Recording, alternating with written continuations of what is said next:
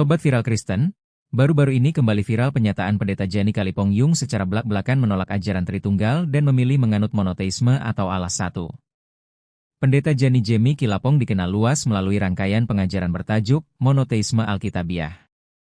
Pandangan ini merupakan bagian dari teologi yang diusung oleh Gereja Suara Kebenaran Injil, GSKI, yang menekankan keesaan mutlak Allah, Bapa, dalam konteks ajaran Kristen. Beliau mengajarkan bahwa Allah itu satu, tunggal, yaitu Bapa. Pengajaran ini seringkali menolak doktrin Tritunggal tradisional yang umum dianut oleh gereja-gereja arus utama, sehingga memicu diskusi dan kritik dari berbagai kalangan teolog Kristen lainnya. Dalam seri khotbahnya, seperti 3 fase kehidupan Yesus, beliau menekankan Yesus sebagai manusia yang berhasil, menang ujian, dan mencapai kesempurnaan di hadapan Bapa. Ia mengajarkan bahwa kepenuhan Allah berdiam di dalam Yesus karena ia telah mengenakan firman sepanjang hidupnya, namun tetap membedakan kedudukan Yesus dengan Allah Bapa sebagai satu-satunya objek penyembahan tertinggi.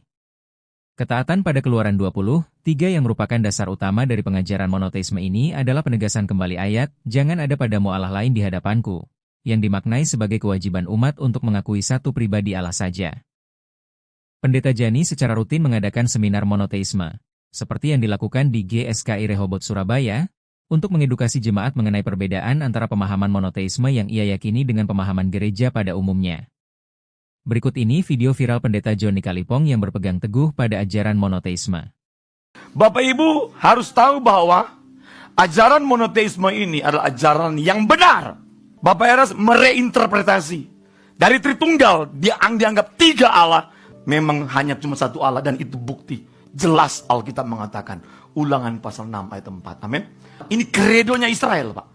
Jadi kalau kita belajar tentang Allah, tidak boleh keluar dari kredo Israel. Amin. Karena tidak ada kitab yang lebih jelas, lebih dapat dipertanggungjawabkan, mengajarkan tentang siapa Allah yang benar.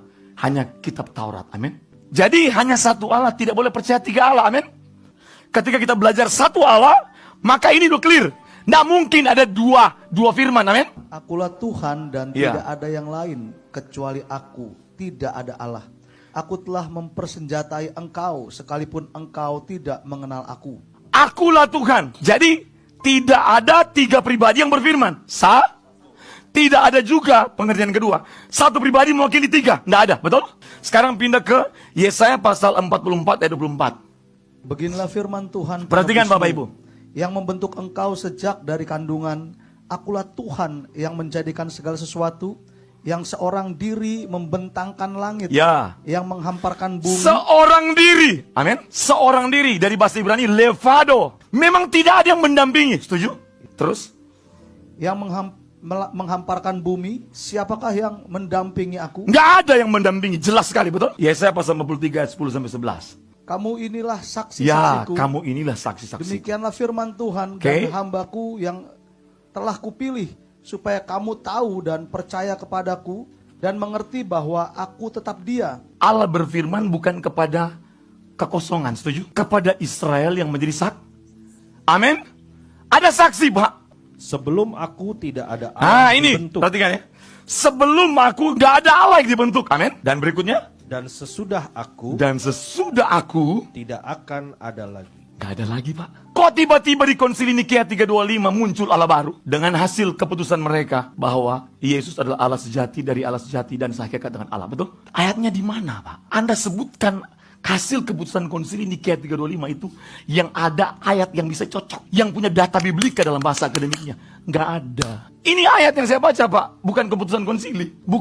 Bukan rumusan doktrin sinode, halo. Tapi ayat Alkitab. Dan dalam bahasa teologi, kalau namanya kitab suci itu norma normans. Artinya hakim tunggalnya kitab suci, amin. Bukan norma normata kitab suci.